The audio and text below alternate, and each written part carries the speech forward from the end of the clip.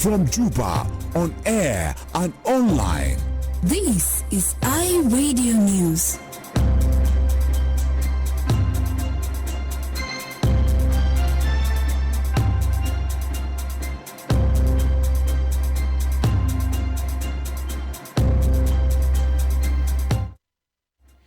A very good afternoon to you and welcome to iRadio News Bulletin. First, here are the headlines.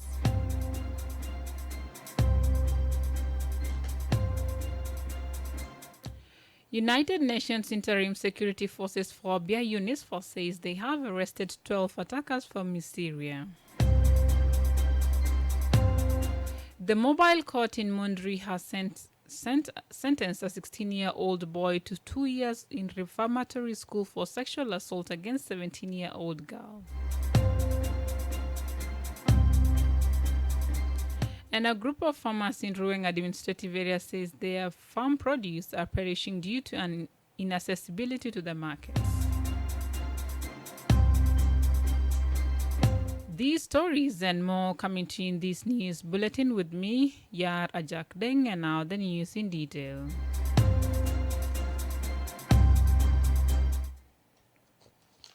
The United Nations Interim Security Forces for Abia UNISFOR says they have arrested 12 attackers from Syria. In a press statement, UNISFOR mentioned that they have also seized 7 AK-47 rifles. The statement added that a hand grenade seized from attackers exploded when UNISFOR troops were separating ammunition from weapons, but there were no injuries. Last week, authorities in Abia administrative area reported the killing of 41 people, including women and children, in 3 separate attacks. 5 civilians were killed in Law Village cattle camp east of Abia, and 2 hours later, 9 people were killed in Nong village north of Abia. The suspected Mysteria group also killed 27 people in Amet. The spokesperson of the Abia area told iRadio this morning that people need protection and action, not arrest and release of criminals without conviction. Ajak Deng says there are loopholes from UNISFOR. He says this is not the first time UNISFOR arrests the attackers from Syria. Deng pointed out that the attackers from Syria are always handed over to the Sudan authorities, but UNISFOR where they end up being released. He spoke to iRadio this morning from Abia town. This is usually what UNISFOR is saying, and they used to capture some militia, Syrian militia, with their guns. But after a week or more than that, they hand them to Sudan, and they are released on that side. So there is a loophole here. We want these civilians to be protected before action, rather than arresting this group, and then release them finally to Sudan, and Sudan will not put them in jail so that they are convicted. So this is a loophole. I can remind you about the incident in December. They killed people in one of the villages called Miodon, and then UNISFOR surrounded them and they captured 13 of them with their guns. And after a week, they were handed over to Sudan. And Sudan, as usual, released them. So this is the vicious circle we are seeing. Last month, the United States advised UNISFOR mandates authorities peacekeepers to use all necessary means, which includes the use of force when required to protect civilians under threat of physical violence. UNISFOR has a mandate to protect civilians under imminent threat of physical violence, to protect the area from incursions by unauthorized elements and ensure security. The mobile court in Mundri has sent a 17-year-old boy to 2 years in reformatory school for sexual assault against a 16-year-old girl. This is according to Judge Andrew Joshua Ladu, the High Court judge. Abui committed the crime on the 3rd of March last year. Andrew Joshua narrated that Abui had sexual intercourse with the victim several times. He says the accused made a judicial confession that he is in love affair with the girl. Joshua says the accused violated the child's rights under Section 26 of the Child Act of 2008. The Act says every female child has a right to be protected from sexual abuse and exploitation and gender-based violence, including rape, incest, early and forced marriages, female circumcision, and female genital mutilation. Judge Andrew Joshua Lado found Michael David Abui guilty under Section 247 of the South Sudan Penal Penal Act 2008. He read the verdict out yesterday. Sentence Michael David Abui. The court sentence is the following. 1. Send him to the reformatory school for 2 years, started from today, the 18th of April 2022, according to Section 181, subsection 2F of the Child Act 2008, read together with Section 247, paragraph 2 of the Penal Code Act 2008. 2. Convict must pay to the victim 400,000 SSP as compensation. 3. To be paid through civil proceedings. 4. Convict has a right to appeal this judgment within 15 days from today. Until Mundra West Mobile Court on the date of the 18th of April 2022 under Joshua Lado High Court Judge. According to the presiding judge, the convict has been charged under Article 247 of the South Sudan Penal Code of 2008. Article 247 of the Penal Code says whoever has sexual intercourse or carnal intercourse with another person against his or her will without his or her consent commits the offense of rape. It says that upon conviction, the perpetrator shall be sentenced to imprisonment for a term not exceeding 14 years and may also be liable to a fine. A group of farmers in Ruweng administrative area says their farm produces are perishing due to inaccessibility to the markets. The group, known as Young Farmers Association in Abiemnom, last week supplied about 10 tons of mangoes to the markets. This week, the group says they have over 10 tons of organic onions for sale in the neighboring areas, including Wau. The association, which contains over 50 farmers, have managed to cultivate about 98 fendants of various farm produce this season. Among the challenges include bad roads, insecurity, accessibility to markets, high taxations leaving them operate at loss, high transportation costs, among others. Bol Dao Kwal, the project manager of Young Farmers Association in Abiemnom, spoke to iRadio via phone from Abiemnom yesterday. The major challenge we are facing, first, we have no market. As you can see, we produce quantity, but they are not accessing the real market, like Juba, like other places in South Sudan. We are not reaching there. The other challenges we are facing the issue of insecurities. Most of farmers have been having that. We have been scared because of the insecurity. Sometimes we stop farming. Sometimes we take break because of the insecurities. The roads connecting is also another factor, especially during the rainy season. Our wood always go to waste. Like 70% of what we produce goes to waste due to lack of roads. According to the group, they are earning about 200,000 pounds in a day, of which 40,000 pounds goes to taxation and other costs. Established in 2006, Young Farmers Association in Abiemnom produced a variety of organic vegetables and fruits such as eggplants, sweet potatoes, tomatoes, onions, oranges, lemons, bananas, mangoes, among others. Boulder Kwal, however, is appealing to well-wishers to help them with trackers in order to transport from labor-based to mechanized farming. The issue with the insecurity, the issue with the road, I think the government might be in a position to do that better. But as farmers, the only challenge that which we might want people to help us is, one, we need tractors so that we expand the production. We are tired of using our hands. We need to make it a large-scale production. Then we might need some vehicle for transportation to the market, because most of the market are like from Abiemnom to Wau is 5 to 6 hours. And when you're using these old vehicles, it breaks down and it delays our journey. And also, we need pesticides because we have a lot of pest weeds, a lot of vegetables and fruits. This is iRadio 1 o'clock news bulletin. Authorities in Eastern Equatoria have formed a committee to investigate and facilitate the return of the recently stolen cattle from Turid by suspected Equator County youth. Last week, some identified cattle raiders stormed Sherikat military area in Turid, killed one soldier and walked away with over 400 herds of cattle despite efforts exerted by the army to recover the animals. Until today, the authorities are still following up through preliminary information indicates that the cattle entered Imatong of Equator County. Peter Lokeng Loteno is the Minister of Local Government and Law Enforcement in the state. Lokeng says the government has formed a committee comprising of Equator members of parliament to ensure the return of the animals and arrest of suspected culprits to face justice. Lokeng spoke to iRadio this morning.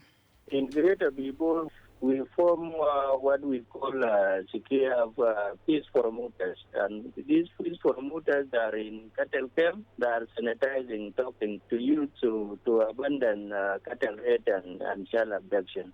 So we are moving on with that program. And also we have a group of women which we call Tabarda women. Those are the peace ambassadors helping us in the area, talking to you to abandon these negative practices. So the youth are the target. Those are the main target of our program. The change will not come a day. It is a process. So we are trying. I hope in future will reduce, everything will reduce. Yesterday, Turit Municipal Council Mayor Joseph Osawa expressed disappointment over the continued cattle raids within the municipality. Last year, unidentified cattle raiders walked away with undisclosed number of animals, and in March this year, 3 people were killed after Hilia and Ifoto villages clashed with suspected Hiforeria villages who targeted travelers from Turit-Hatire routes. And finally, before the international news, the Deputy Chief of Pibor Administrative Area says the government is sensitizing young people to cease all forms of hostilities. John Abulu Ojulu stated that the local authorities and partners have formed a team of peace ambassadors comprising local chiefs, women groups, youth and church-based groups. The group is tasked with educating young people in the villages and cattle camps to abandon cattle raiding and child abduction. John Abula says the rise in violence is due to the high rate of illiteracy among the young people in the area. He spoke to iRadio from Pibor this morning. Dozens of young Ethiopian men continue to gather at the Russian embassy in the capital, Addis Ababa, on Tuesday following rumors of... Sorry for that mixed up. Since the beginning of this year, neighboring communities have accused some young people allegedly from the Pibor administrative area of hostile activities. These include cattle raiding, child abduction, and several incidences of road ambushes that crippled the transport network and blocked aid in the area. Abula, however, says the peace campaigns have helped minimize negative practices among the local youth. You are listening to iRadio Afternoon News, and now to the stories making headlines from the region and international scene, brought to you by MTN. My colleague Chan Nero joins us. 1, 2, 3. 1 million. 2 million. Yes. It's time to celebrate. MTN 2 million. MTN has reached over 2 million customers and still counting. Are you? With over 2 million subscribers, why won't you trust MTN? To enter the draw, get an MTN SIM card today and get free 10 minutes every day for 3 months and 500 MB every month for 3 months. And on top of that, qualify to enter a draw to win 2 million SSP cash. Sabi, what are you waiting for? Buy an MTN SIM card today and get to win 2 million SSP. Yes, when MTN says 2 million SSP, it's 2 million for one lucky Junubin. Second winner gets 200,000 SSP, 10 winners get 20,000 SSP, and others get lots of MTN branded prizes. Join MTN, the biggest family in South Sudan, and enjoy such amazing offers. MTN, everywhere you go. Dozens of young Ethiopian men continue to gather at the Russian embassy in the capital, Addis Ababa, on Tuesday following rumors of soldiers being recruited to fight in the war in Ukraine. But the embassy's spokeswoman, Maria Chernokina, said no recruitment was being carried out in Ethiopia. She said the crowd was showing solidarity with Russia. We have a lot of visitors to the embassy in order to express support for Russia, she told the BBC. Elsewhere, the Central African Republic's Special Criminal Court is due to hear its first trial on Tuesday, 7 years after it was formed. The hybrid court is staffed by both international and Central African judges and prosecutors, was set up to investigate war crimes and crimes against humanity committed in the first 2 decades. The court in Banjul has been praised by some as a model of justice in the country blighted by decades of civil war. Others have cast a doubt on its effectiveness. And finally, 2 British men reportedly captured by Russian forces while fighting in Ukraine have appeared on the Russian state TV, appealing to Prime Minister Boris Johnson for help. Sean Finney, 48, and Hayden Haslin, 28, were shown in two separate videos on Monday, asking to be exchanged with a pro-Russian politician held in Ukraine. It is not clear if the pleas to the Prime Minister shown on the Rossiya 24 channel were met under duress. The Foreign Office called on the Kremlin to treat the prisoners humanly. A source from the department condemned the exploitation of prisoners of war for political purpose. And that is the end of the stories making headlines in the region and international arena, brought to you by MTN. And back to you, Yara Jack. Thank you, Chanyiro, for those international news. And now my colleague Charles Wote joins us with the sports news.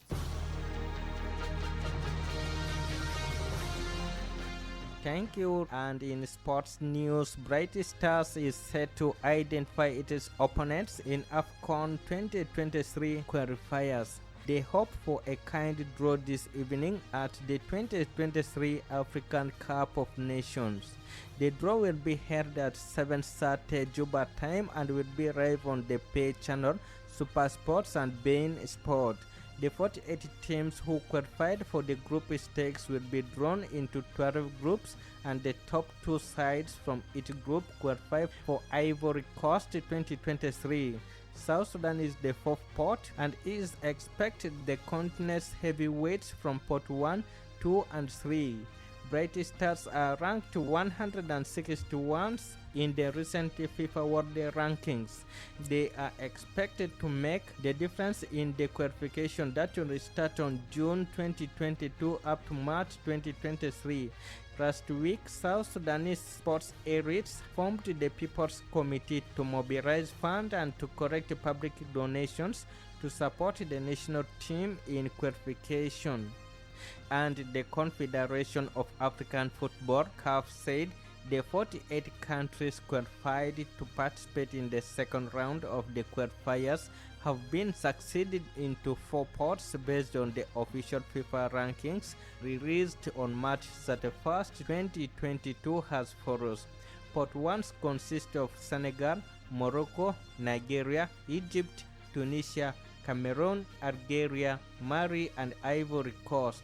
Pot 2 are South Africa, Cape Verde, Guinea, Gabon, Benin, Uganda, Zambia, Congo, Equatorial Guinea, Madagascar, Kenya and Sierra Leone. And pot 3 consists of Namibia, Mauritania, Guinea-Bissau, Niger, Libya, Mozambique, Malawi, Togo, Zimbabwe, Gambia, Angola and Comoros.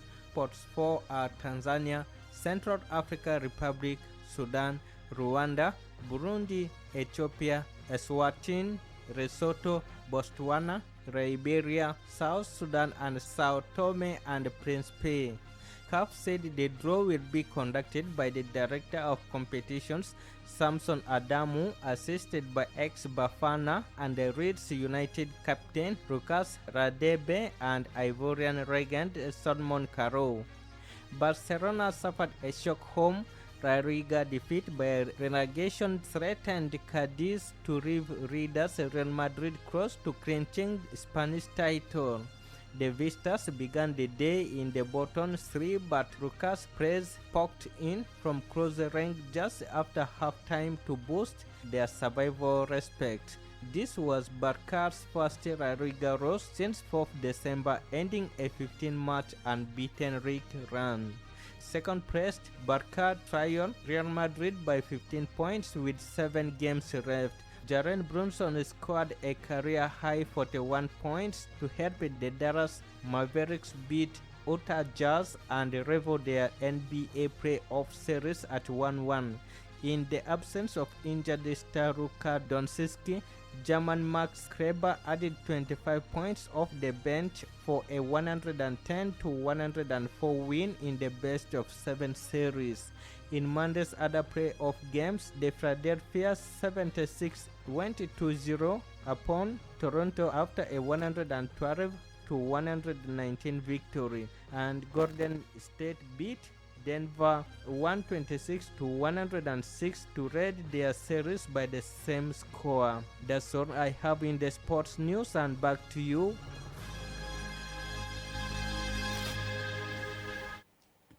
Thank you, Charles Wote, for those sports news. And now to end this news bulletin, here is a recap of the main headlines again. United Nations Interim Security Forces for Abia UNISFA says they have arrested 12 attackers from Syria. The mobile court in Mundri has sent a 17-year-old boy to 2 years in reformatory school for sexual assault against a 16-year-old girl. And a group of farmers in Ruweng administrative area says their farm produces are perishing due to inaccessibility to the markets. That's the end of iRadio Afternoon News. You can also get these stories and updates by subscribing to iRadio News Alert on your MTN South Sudan number. Call 700 700 hash and follow the instructions. If there is a story or an event you would like iRadio to cover or report about, please send us a text message on +211 925 287 870. It is also our WhatsApp number. Follow us on Twitter at iRadio Juba, like our Facebook page iRadio. Subscribe to our YouTube channel, iRadio South Sudan, and watch our comprehensive interviews. You can also visit our website and listen to us online at www.iradio.org. Stay tuned for the news in Arabic at 1:30 p.m. I am Yar Ajak. Thank you for listening.